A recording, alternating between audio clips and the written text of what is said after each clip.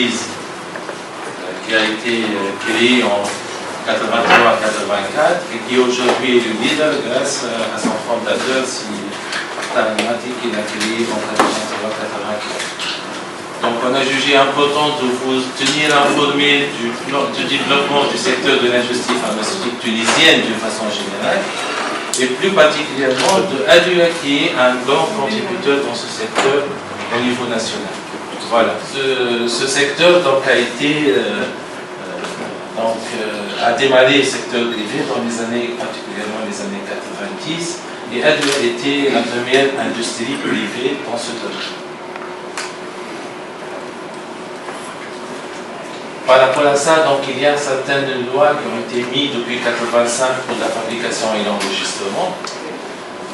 Après, donc, il y a donc, les règles de bonne pratique de fabrication qui étaient un peu copiées par rapport aux règles de bonne pratique européennes, plus particulièrement françaises. Et en 1990, quand il y a eu la privatisation du secteur, il y a eu donc la réglementation de la promotion médicale des médicaments. Avec ça, il y a d'autres mesures incitatives qui ont poussé à l'investissement privé et étranger en Tunisie. Donc, il y a eu l'instauration en 1989 de la loi de corrélation.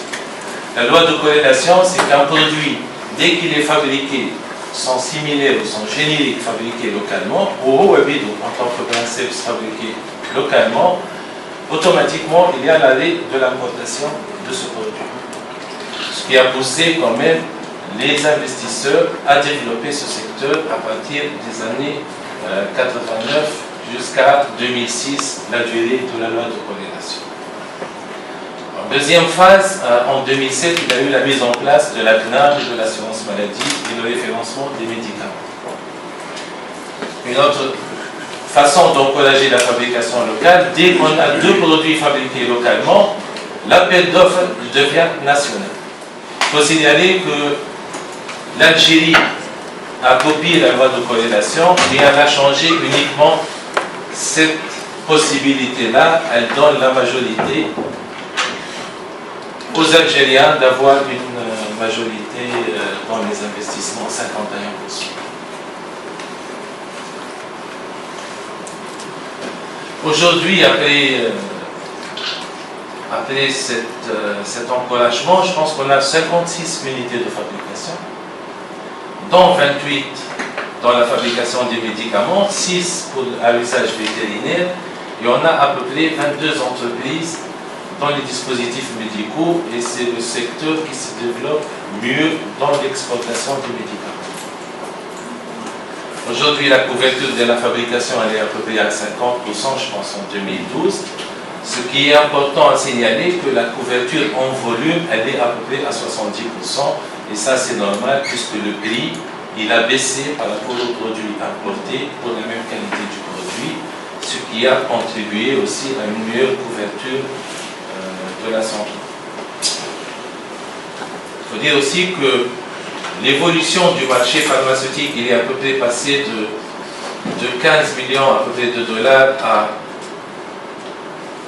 à peu près plus que presque, aujourd'hui on est presque à 1 milliard sur le marché officinal. Quand même c'est une croissance importante, et je pense que ça représente un peu plus que 5% du PIB, ce qui est un indicateur pour des pays en voie de développement. Donc 83-84, il y a eu la création juridique de l'industrie pharmaceutique par son fondateur, M. Tal Mati, qui donc a démarré, a pris l'initiative de lancer ce projet en 83.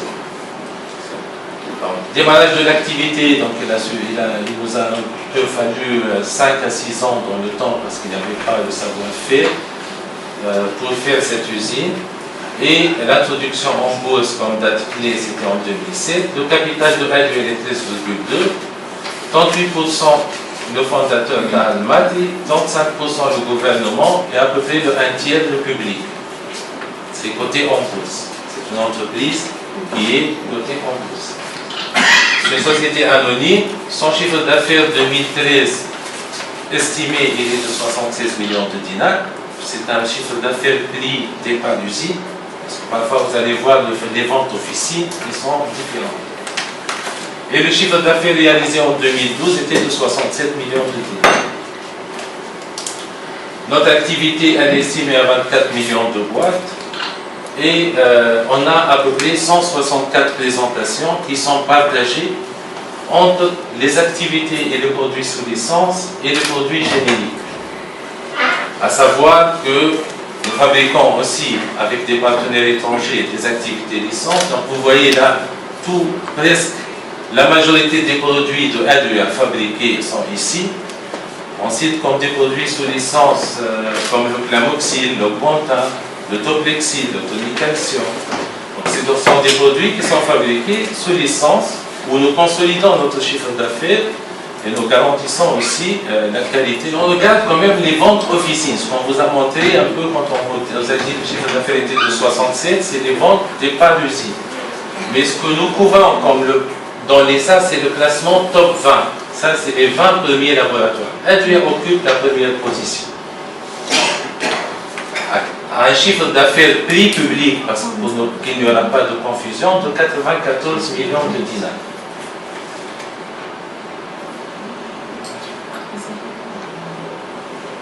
On voit un point important à signaler, le cadre juridique et légal mis en place pour encourager les investissements privés d'une façon générale montre que 9 génériqueurs sont dans les top 20, ce qui est important.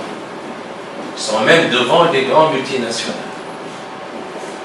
Ce qui veut dire que la Tunisie a un produit aussi de qualité.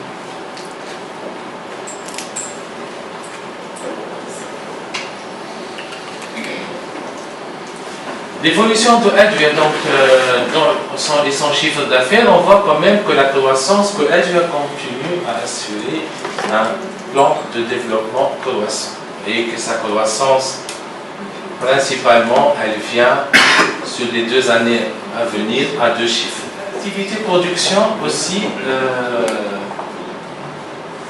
elle a fait une croissance quand même quasiment doublée sur les 2 années à venir. Donc on passe de 12 millions à 13 millions.